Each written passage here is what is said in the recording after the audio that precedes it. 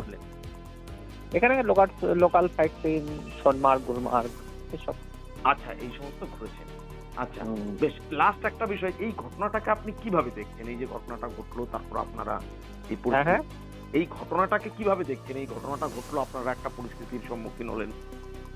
ঘটনাটাকে তো এটা আমরা তো তখন তৎক্ষণাৎ তো কিছু বুঝতে পারিনি, পরে বুঝলাম হ্যাঁ, যে ব্যাপারটা এরকম অনেক বেশি ক্রিটিক্যাল ব্যাপার। সব বিষয়গুলো যখন সামনে এলো, হ্যাঁ, হ্যাঁ। একটু আতঙ্কিত তো একটু ছিলামই। আচ্ছা, তাছাড়া কোনো অসুবিধা হয়নি। ওখানকার লোকজন, হোটেলের লোকজন সব কোঅপারেটিভ, ভালো। আচ্ছা। আর যেদিন ঘটনাটা ঘটে সেই দিন আপনারা পহেলগাঁওতেই ছিলেন। হুম। হ্যাঁ, কিন্তু আপনারা হোটেলে ছিলেন বলে ওই জিনিসটা অতটা আপনারা বুঝতে পারেন। না, আমরা ওখানে যাওয়ার প্ল্যান ছিল না বা ইচ্ছেও ছিল না। হ্যাঁ, তার জন্য আমাদের ওইসব জিনিস আমরা কিছু বুঝতেই পারিনি আর কি। হ্যাঁ, টিকিট তো কাটা আছে, এগুলো তো আগেরই প্ল্যান কাটা তো আছে। এখন কাল যদি দিল্লি পৌঁছতে পারি হ্যাঁ। তবে সেইভাবে হবে আর কি। আচ্ছা, মানে দিল্লি থেকে আপনারা ফ্লাইটে কলকাতা ফিরবেন? ফ্লাইটে না, আমরা ওই ট্রেনে ফিরবো আর কি। ট্রেন কি দিল্লির থেকে ফিরবেন তো? হ্যাঁ। দিল্লি থেকে কি আলিপুরদুয়ার আসবেন সরাসরি, না কলকাতা? না, আলিপুরেই আছে। আচ্ছা, কোন ট্রেনে ফিরছেন আপনারা? আমরা ওই রাজধানীতে ফিরবো আর কি। আচ্ছা, ফাইন, রাজধানীতে ফিরবেন। আর আজকে এখন পর্যন্ত আপনারা শ্রীনগরেই আছেন? শ্রীনগরেই আছি। শ্রীনগর থেকে এই যে আপনারা দিল্লি যাবেন, এটা কি হ্যাঁ, কিভাবে যাবেন মানে? ওইটাই তো, ল্যান্ডস্লাইড আছে তো। হ্যাঁ, হ্যাঁ, ওটাই বড় ব্যাপার আর কি। ল্যান্ডস্লাইড হয়ে আছে হ্যাঁ। তো গাড়ি ঘুরে ঘুরে যাচ্ছে। যেখানে 200 কিলোমিটার মানে ডিস্টেন্স নর্মালি, হ্যাঁ।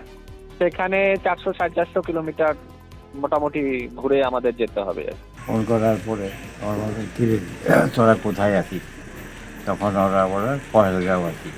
হ্যাঁ, ওরা কটার দিকে আমরা পৌঁছেছি, বলে যে আমরা এই তো খাওয়া দাওয়া করে এই মাত্র পৌঁছাইলাম।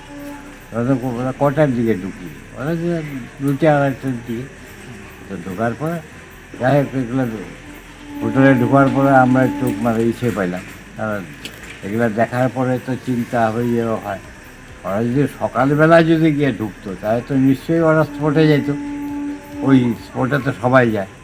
হ্যাঁ, ওই স্পটে গেলে পরে তো যে কোনো একটা দুর্ঘটনা ঘটলেও ঘটতে পারত। হ্যাঁ, সবই তো ভাগ্যের ব্যাপার, কার ভাগ্যে কোথায় কী মৃত্যু আছে কেউ তো যায় না।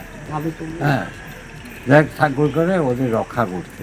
হ্যাঁ, যা করা একটু দেরিতে পৌঁছেছে, সকালে পৌঁছে যেতে বিপদ ছিলই, মানে বলা যায় একেবারে টার্গেট হয়ে যেতে পারে। হয়তো।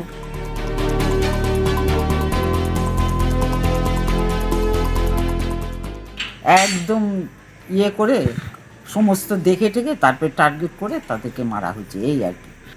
আমার খুব ভয় হয়েছে, বুঝছো, ভয় পেলাম, কারণ সবাই গেছে, ওরা যে অবস্থা, তাই না, খুব ভয় পেয়ে গেছিলাম। পরে খবর টবর শুনে আস্তে আস্তে ঠিক হলাম, ওর সঙ্গে ফোন করলাম, ফোনে জেঠু ফোন করলো, তারপরে সাহস হলো আর কি, বুঝছো। এখনও তো কতজন মারা গেছে শোনা যাচ্ছে না, কীভাবে মরলো কী বৃত্তান্ত, টেনশন আসেই, বুঝছো, খুব খারাপ লাগে।